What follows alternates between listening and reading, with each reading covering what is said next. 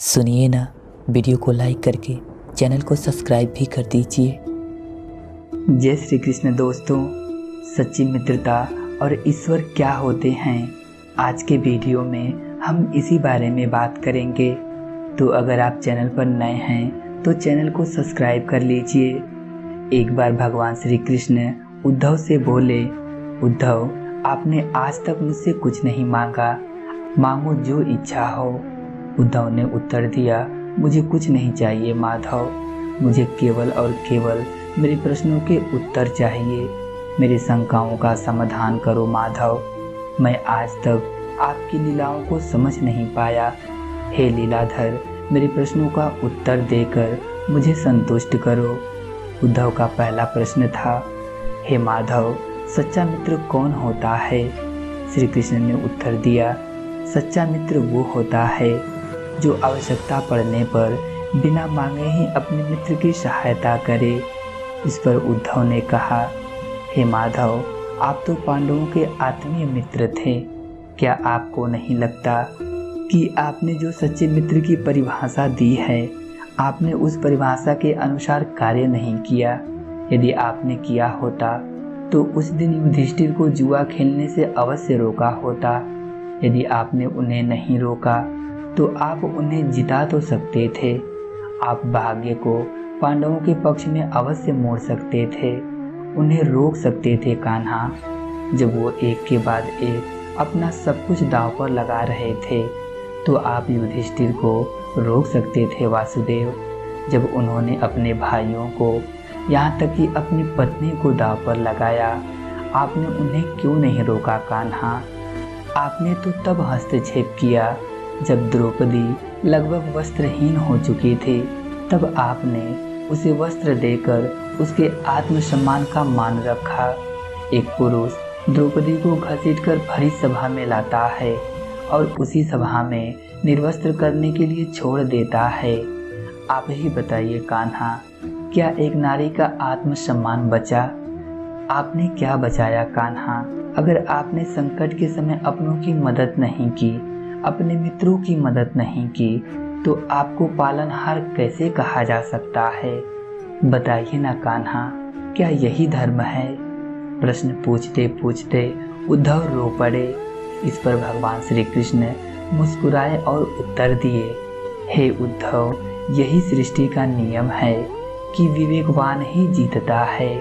उस समय दुर्योधन के पास विवेक था, धर्मराज के पास नहीं। यही कारण है कि धर्मराज पराजित हुए। उद्धव उत्तर से संतुष्ट नहीं हुए। श्री कृष्ण ने आगे कहा, दुर्योधन के पास युद्ध के लिए धन बहुत था, परंतु उसे पाशु का ज्ञान नहीं था, इसलिए उसने अपनी ओर से मामा शकुनी को खिलाया। धर्मराज भी यही कर सकते थे, फिर मैं उनकी तरफ से खेलता। जरा विचार करो उद्धव, यदि शकुनी और मैं खेलते तो कौन जीतता? पासों के अंक शकुनी के अनुसार आते या मेरे अनुसार? चलो इस बात को भी जाने दो, उन्होंने खेल में मुझे शामिल नहीं किया, इस बात के लिए उन्हें माफ किया जा सकता है, परंतु उन्होंने विवेक शून्य के कारण बड़ी गलती कर दी। उन्होंने मुझसे प्रार्थना की कि मैं तब तक सभा कक्ष में न आऊं जब तक मुझे बुलाया न जाए। वो नहीं चाहते थे कि मुझे मालूम पड़े कि वो जुआ खेल रहे हैं। मैं कक्ष के बाहर प्रतीक्षा करता रहा, परंतु किसी ने मुझे नहीं बुलाया। भीम, नकुल, अर्जुन, सहदेव सबके सब भाग्य और दुर्योधन को कोसते रहे, किसी को भी मेरी याद नहीं आई। द्रौपदी भी मुझे याद नहीं की। उसकी बुद्धि तो तब जागृत हुई जब दुशासन उसे निर्वस्त्र करना आरंभ किया। तब उसने हरि हरि अभयम कृष्णा अभयम की गुहार लगाई और मैं तुरंत वहां पहुंच गया। अब इस स्थिति में मेरी गलती बताओ उद्धव। इस पर उद्धव बोले, इसका अर्थ तो ये हुआ कि आप तभी जाएंगे जब आपको बुलाया जाएगा। क्या संकट में घिरे मित्र की रक्षा करने आप स्वयं नहीं जाएंगे? कृष्ण मुस्कुराए और बोले, उद्धव, इस सृष्टि में हर एक का जीवन उसके स्वयं के कर्म फलों के आधार पर ही संचालित होता है।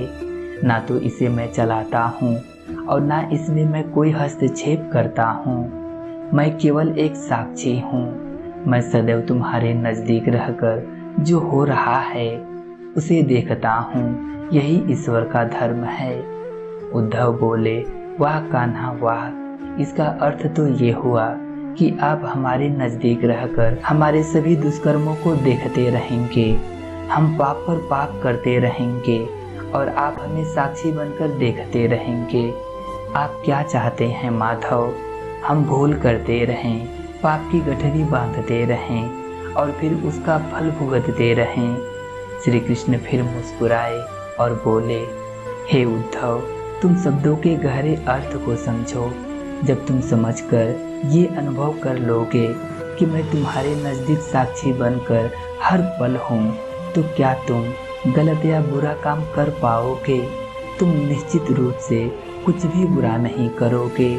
जब तुम ये भूल जाते हो और समझने लगते हो कि मुझसे छुपकर तुम कुछ भी कर सकते हो, तभी तुम मुसीबत में फंसते हो और तभी तुम पाप या दुष्कर्म करते हो। यदि मनुष्य ये समझ जाए कि मैं सदैव उसके साथ साक्षी के रूप में उपस्थित हूँ, तो क्या मनुष्य कोई भूल कर सकता है? कदापि नहीं उद्धव, कदापि नहीं। उद्धव जी को अपने सारे प्रश्नों के उत्तर मिल गए।